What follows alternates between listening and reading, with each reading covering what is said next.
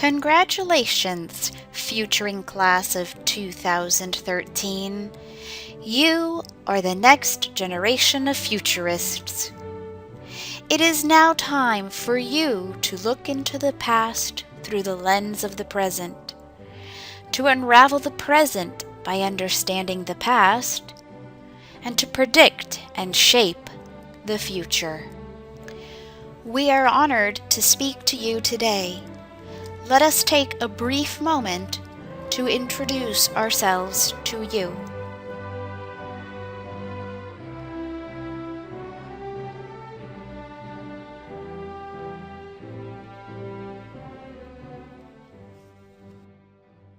Hello, graduates. This is futurist Beverly Gurney. My specialty is human and natural history.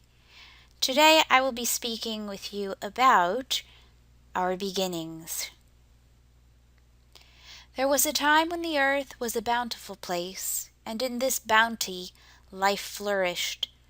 The biodiversity was a gauge of the health of the biome.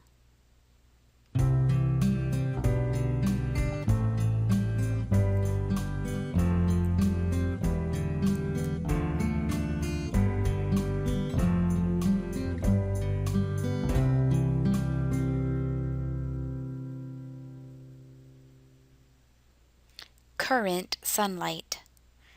This is what Tom Hartman tells us sustained life on Earth for the majority of natural history. The plants converted energy from the sun.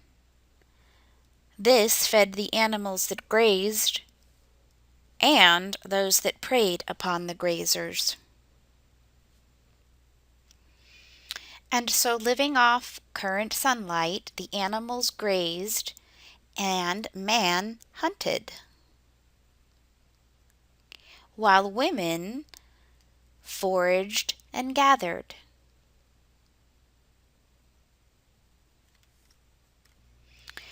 But things were about to change. With the collection and cultivation of ancient grain, the agricultural revolution began.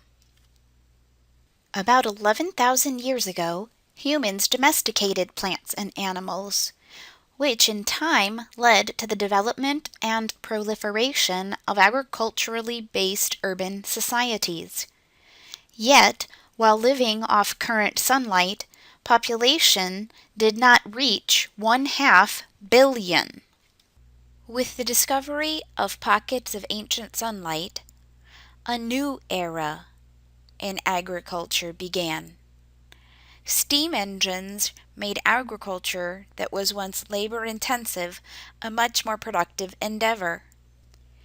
Plowing the fields became much easier, and transporting produce became much faster. The Industrial Revolution had begun. New technologies made possible the discovery of an abundant source of ancient sunlight. Oil was discovered. Sophisticated technology and machinery enabled exploration of the Earth's crust. Drills bored more deeply into the Earth's crust, both on land and offshore.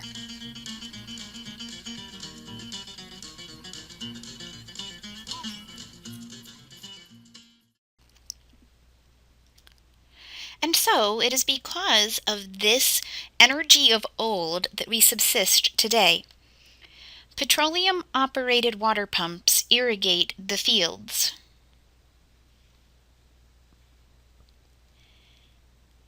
Petroleum-based fertilizers nourish the crops. Petroleum fuels the production and transport, as well as the warehousing of agricultural products all over the world. It is petroleum that sustains us, all 7 billion of us. It took 300,000 years for human population to reach the first billion. Only 130 years later to reach the second billion.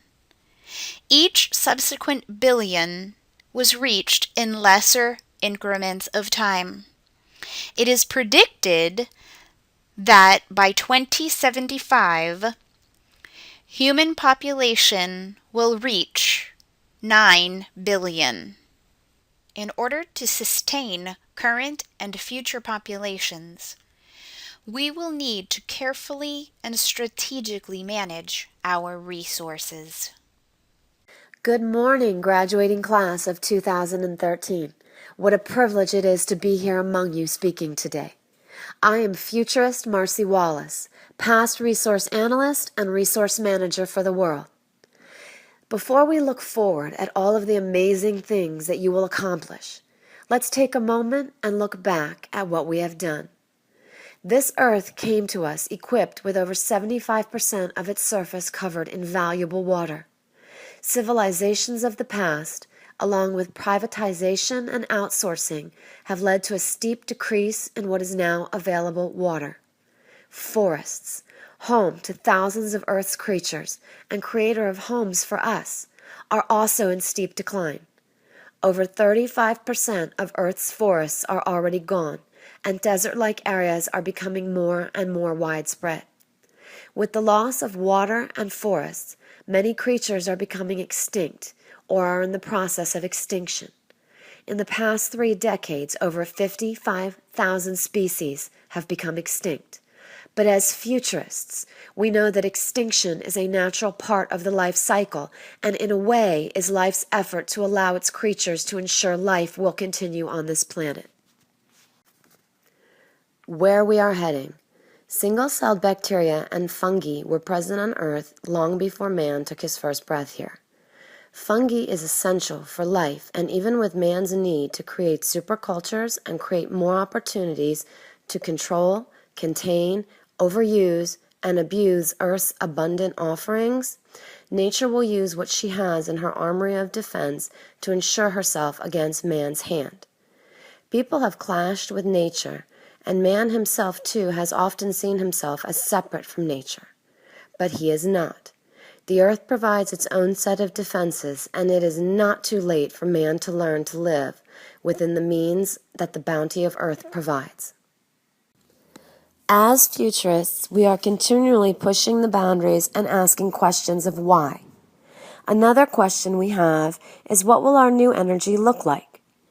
Wind, water, and sun are 3 ancient sources that mankind has been and is continuing to return to above all other synthetic, man-made, and fossil fuels. Over 150 million years ago, the sun was all that was needed in order to sustain animal, human, and plant life. The sun grew food, provided light, heat, and helped to establish civilizations. Man, living in harmony with the earth, and with what resources are already provided and in abundance, will allow the resources that have become polluted and contaminated to slowly dissipate, and will allow our earth to heal over time. The polar ice caps will cool, ocean temperatures will fall, global warming will decrease, and all of Earth's resources will once again flourish, grow, and renew for continued use and life. As futurists, my team and I are always looking to educate and further others and encourage that those around us take heed in the world and themselves become educators in the human race and how to elongate it. We think we have found some ingenious humans among us and would like to share some of their ideas. Humans are curious creatures by nature, and oftentimes our own curiosity leads to some of our best innovations. The world around us is one of excess, and due to all of the contaminations that have been pumped, pushed, flowed, buried, and released into the atmosphere, our own biosphere and environment is in danger. By restructuring the fuel business while encouraging growth and innovation, humankind has erected buildings that catch and convert dangerous emissions and toxic waste products, and in turn, harness the heat and recycle it into different forms of electric energy that can be reharnessed and re-released harmlessly into our environment without creating more of a greenhouse effect than we already have. As futurists, we are very fortunate to be able to speak to as many people as we do and get our message across as often as we can. For humans, we are forever evolving. We consume more than 25% of the resources that our Earth has available to us. As futurists, we visit with classes and communities just like yours to share changes that can be made on small scales, but over time create world-size impacts. By using ancient energy, the sun, we can correct and heal the earth and ensure that millions more will be able to live, grow, and explore this planet and continue to as we have. Again, sun in the form of solar power has recorded growth over 30% per year and is still growing over the past 5 years running. Many people globally are already thinking that if things worked 150 million years ago without all of the pollutants and harmful additions that other fuel products presented, why not return to the natural one that was given to us, the sun? Graduates of 2013, my fellow futurists and I would like to leave a question with you to ponder as we leave. What is it that we will be leaving behind? America has the second largest carbon footprint in the world. Usually, coming in second is good, but not in this case. A carbon footprint is a trace of the consumption of a nation's partaking in and at the cost of the biosphere and environment around it. Conservation and protection, along with effective practices and educational steps, will not only allow a life to continue and flourish, but it will also allow the reheal and renewal of our earth for centuries to come.